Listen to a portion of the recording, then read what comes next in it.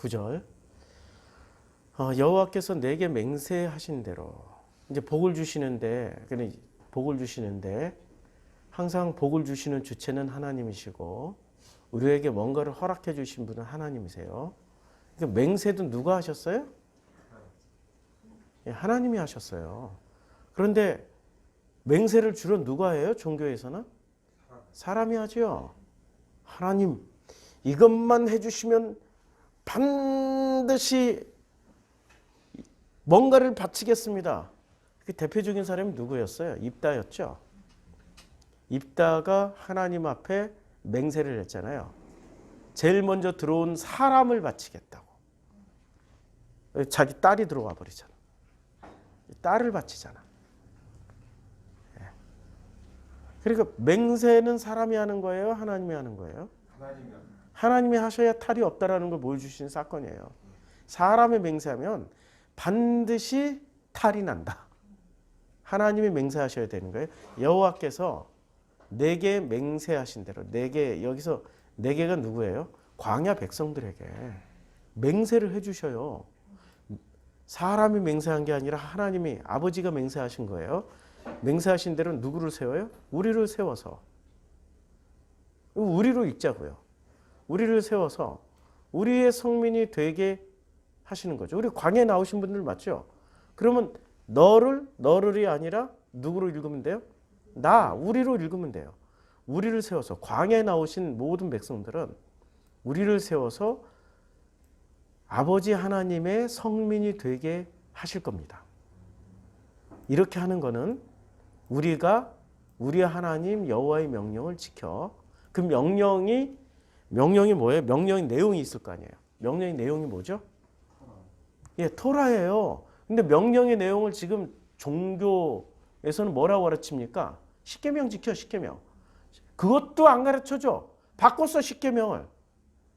십계명을 복받는 비결 십계명으로 바꾸고, 목사에게 충성해라, 교회에게 충성해라, 11조를 온전히 드려라. 또 뭐가 있어요? 그 십계명 안에 내 기억나는 것만 하더라도 전도를 열심히 해라. 주의 종을 섬기기를 열심히 해라. 뭐 이런 십계명으로 그걸 바꿔버렸어요. 아예 십계명도. 진짜 십계명도 안 가르쳐주고. 근데 여기서 말하는 명령은 토라예요. 창세기, 출애굽기, 레위기, 민수기, 신명기. 그래서 예수님도 주로 토라를 해석해 주고 가셨지. 예수님이 무슨 아주 어려운 욥기를 인용했다든지 말라기를 인용했다든지 없어요. 자, 우리의 하나님이, 우리 하나님 여호와의 명령을 지킨다라는 건 그 십계명이 아니라 십계명을 품고 있는 창세기, 출애굽기, 레위기, 민수기, 신명기인데, 창세기, 출애굽기, 레위기, 민수기, 신명기를 한마디로 요약하면은 출애굽에서 광야에 나와서 가나안 땅까지 들어가는 내용이란 말이에요. 그걸 지켜 행하라는 거예요. 출애굽을 해서 광야에서 어떻게 만들어졌으며 그 광야에서 어떻게 군대가 되어서 가나안 땅을 정복해 들어가는지를 기록해 놓는 게 이게 토라예요.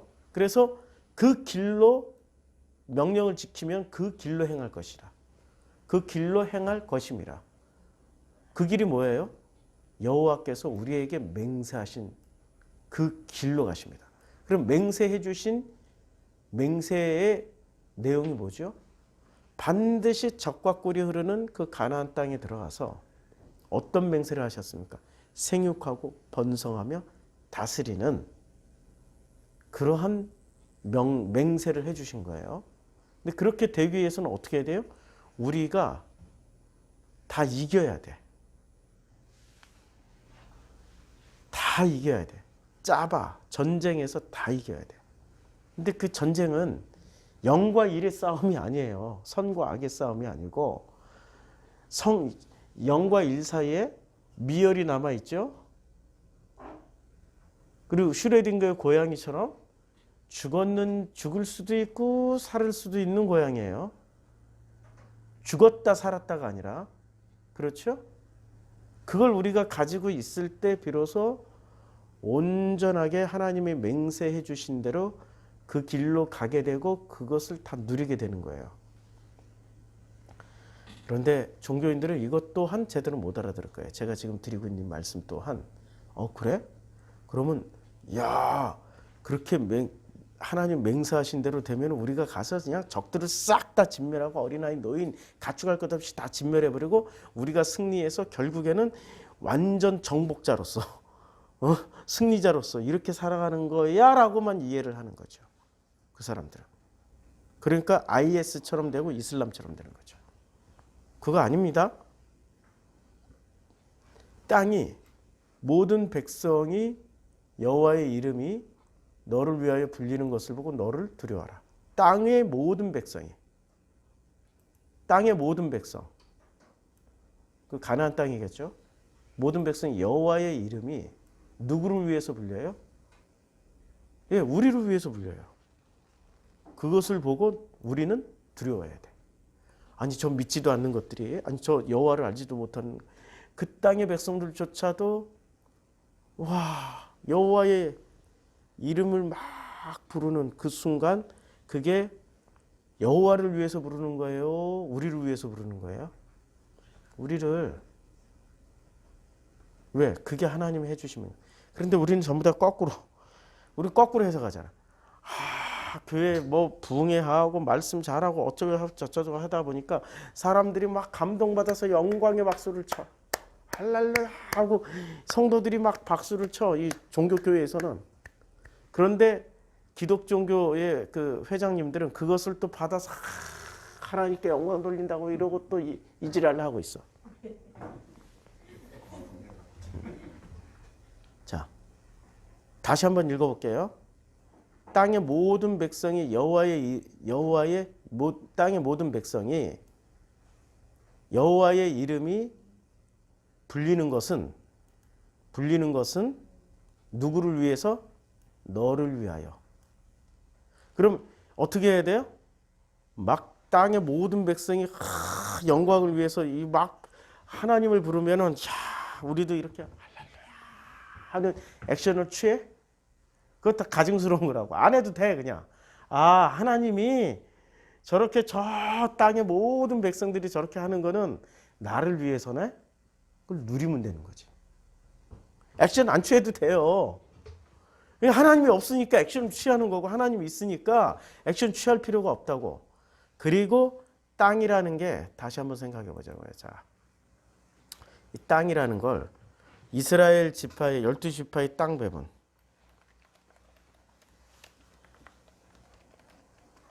땅 배분, 땅 분배. 여기 지도가 나오죠? 이게 땅 분배 지도예요. 뭐 좀 더 뚜렷하게 잘 나온 게 여기 있나? 좀 더 선명하게 나온 것들을 찾아보죠. 여기 있네요. 여기에 땅 분배한 거예요. 자, 요 분배 므낫세 반지파, 갓지파, 베냐민, 유대, 시므온 뭐 이렇게 땅 배분이 다 됐는데 요 땅 배분된 땅에 누가 다 거주를 해야 돼요? 이 배분된 땅에 레위가 거주하죠. 자, 레위가 거주하면서 이 땅은 누구의 마음과 동일하게 살아가게 되는 거죠? 하나님의 마음과 동일하게 살아가야 되는 거죠. 레위를 통하여서 하나님의 마음을 배우고 하나님의 마음을 이해하면서 그 하나님의 마음을 서로 통용하면서 소통하면서 살게 되는 거죠. 이렇게 땅 배분이에요? 아니면 마음을 나눈 이 마음이에요 이게. 그러니까 마음을 나누는데 어떤 이런 식으로 나눴다고 12지파로 땅은 성경에서 말하는 땅은 그냥 꼭 기계처럼 적용하기는 힘들어도 대부분은 그냥 마음이라고 생각하고 읽으면 돼요. 구약에서의 땅은. 예수는 실제로 신약에서 그것을 마음이라고 해석을 할 수 있는 여지를 많이 남겨줬어요. 한 알의 씨앗이 어디에 떨어져요? 땅에 떨어져서 썩어 죽으면 어떻게 돼요? 이것이 성장해서 30배, 60배, 100배의 열매를 맺는다고 그랬죠. 자, 우리의 한 알의 씨앗이 땅에 떨어져요. 이 마음에 떨어져서 죽으면이라는 게 예수님이 또 다르게 설명해 줬어요. 마음이 죽는다라는 것을 마음이 가난해진다로 설명해 줬어요. 마음이 가난해지거나 마음이 청결해지면 천국, 가난은 천국이고 청결은 하나님을 볼 것이다라고 그랬어요. 하나님을 보며 천국을 누리면 30배, 60배, 100배의 열매를 당연히 맺는 거죠. 그렇죠? 예. 그러니까 예수님은 땅을 거의 대부분 마음으로 설명을 해줘요. 농부가 밭에 나가서 씨앗을 뿌려요. 덜어는 바닥에 떨어지고 길가에 떨어지고, 덜어는 돌짝밭에 떨어지고, 덜어는 가시밭에 떨어지고, 옥토밭에 떨어져. 그게 전부 뭐예요? 땅에 돌짝밭, 가시밭, 길바닥 같은 마음이야.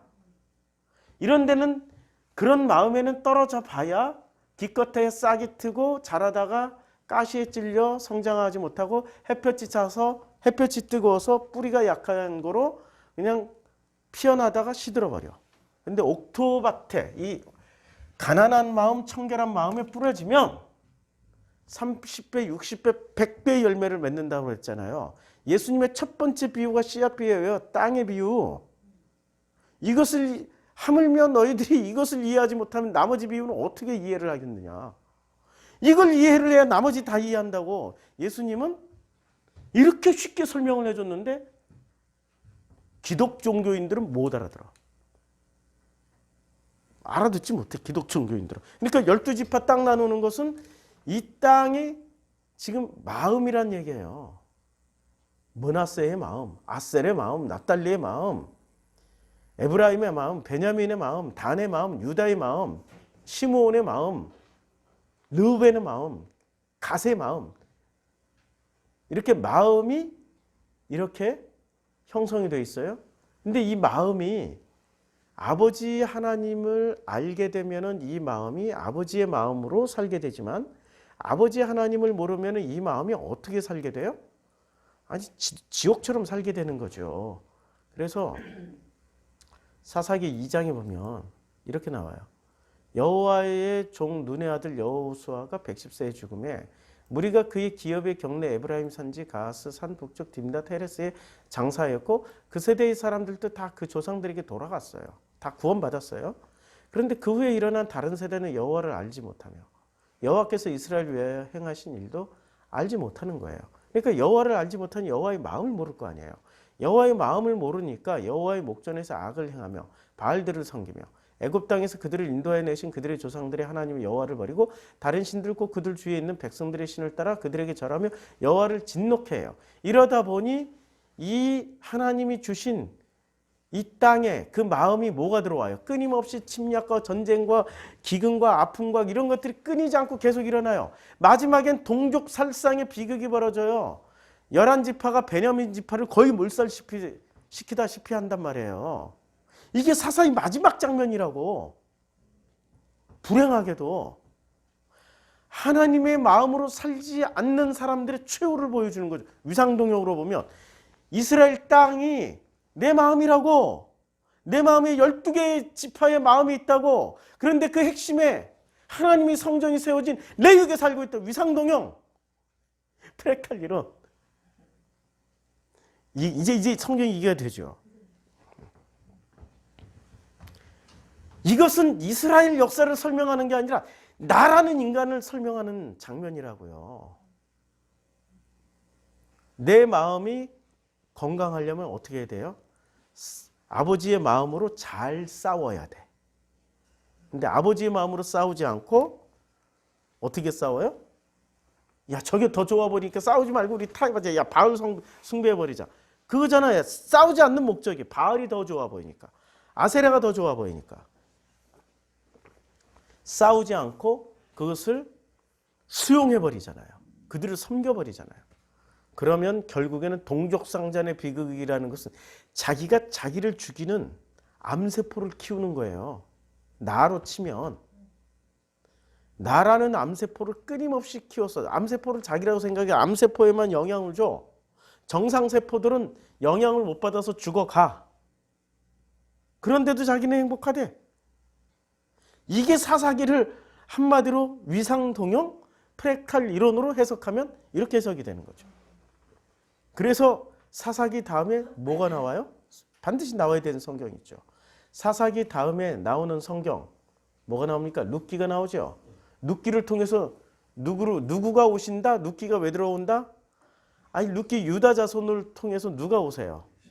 예, 메시아가 오신다. 예수가 오신다. 그래서 성경은 급반전을 이룹니다. 사사기의 엉망진창이 룻기를 통해서 급반전을 이루고 사무엘이란 사람을 통해서 드디어 시스템을 다시 잡아가요. 나라는 몸의 건강을 다시 잡아가요. 그렇지만 다시 잡지만 마지막에 물질 아니 솔로몬 시대 때 그냥 성전 지어놓고 성전을 종교화 딱 시켜버리고 성전을 권력의 중심지로 만들어버리고 권력의 중심지였다는 건 거꾸로 르호보암인가요? 여로보암인가요? 여로보암이죠. 여로보암이 북쪽에다가 야 니네들 남쪽에 가서 제사 드리지 마. 북쪽에도 제사 드릴 수 있게 북쪽 끝과 남쪽 끝에 단과 그 베델에 성전 지어버리잖아요. 예루살렘 성전보다 더 크게 지어버려요.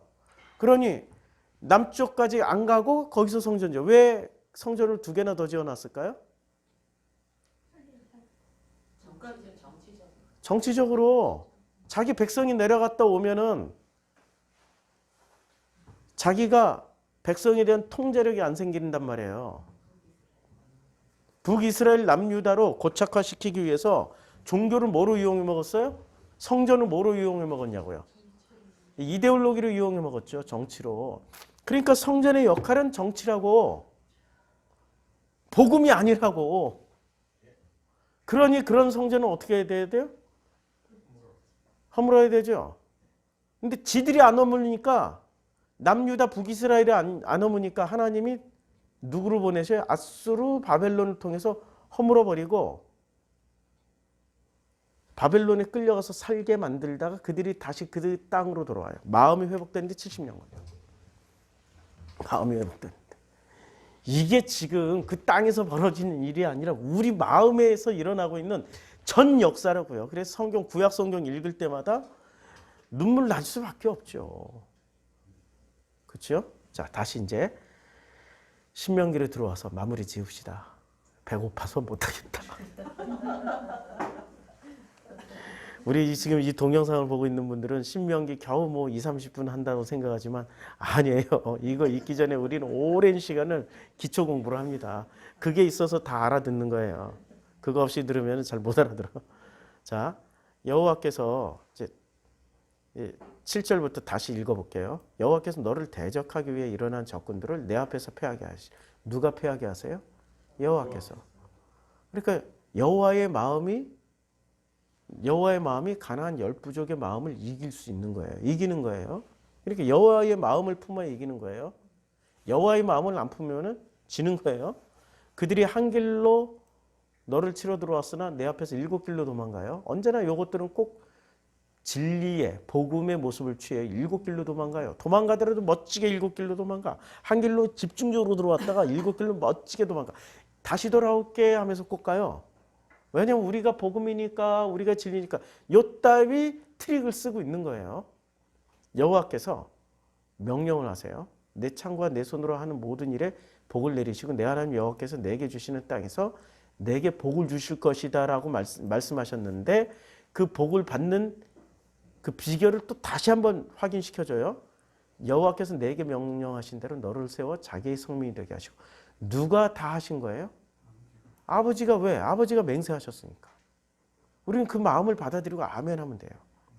그리고 그 성전을 세워주시면 그 성전에 아버지의 마음만 있게 하면 되는데 아버지의 마음만 있게 하지 않고 솔로몬의 마음을 있게 한다고. 그래서 자식 태어나면 솔로몬이라고 이름 잘. 솔로몬 때문에 망했는데. 물질이 먼저라고. 권력이 먼저고 자기 지식 이 땅에 자기를 번영할 수 있게 해주는 게 먼저라고.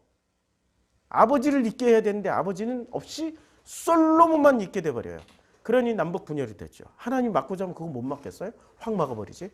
그러니까 성전이 3개나 생겨버렸어. 그 땅에. 어느 게 진짜 아버지 마음인지 헷갈리게 3개나 생겨버렸어. 아버지 마음이 없다는 거지. 아버지 마음이 없다는 거예요. 아버지의 그 인내심으로 끝까지 지켜봐요. 몇백 년 동안. 그러다가 마지막에 바벨론에 의해서 꼴까닥 죽게 만들어요. 이는 내가 내 하나님 여호와의 명령을 지켜 그 길로 행할 것입니다. 그래서 땅의 모든 백성을 이렇게 읽을 때 나를 얘기하는구나. 내 마음. 여호와의 이름이 너를 위하여 불리는 것을 보고 너를 들어라. 그러니까 우리 마음 안에 우리 마음이 바뀌면 어떻게 돼요? 사람들이 저 사람 정말 참 훌륭하네. 뭔가 다르네. 이러면은 나를 이렇게 바꿔주기 위해서 사람들에게 칭찬받기 위해서 누가 일을 하신 거예요? 여호와께서 하신 거예요. 우리는 거꾸로잖아. 내가 잘해서 하나님께 영광 돌린다고 그러잖아. 근데 지금 이 성경은 어떻게 말씀하고 있어요? 여호와가 맹세하시고 여호와가 우리들을 위하여서 우리들을 두려워하게 만들기 하기 위해서 여호와가 우리를 위해서 끊임없이 일을 하신다라고 말씀하고 있잖아요. 어디서? 우리 마음 안에서. 그러니까 내 마음대로 살지 않고 누구 마음대로 살아요? 우리의 마음, 우리 아버지와 내가 하나가 된 우리의 마음으로 살죠. 근데 우리의 마음대로 안 살고 꼭 지 고집대로 사는 것들이 있어. 지가 원하는 거. 지가 편리한 쪽으로. 있잖아요. 그 사람들을 우리는 이제 과외 시간에 수도 없이 얘기하지만 종교자폐. 이 종교자폐는 중립지대예요. 어디로 튈지 몰라. 슈레딩거의 고양이 같아. 살았는지 죽었는지 몰라.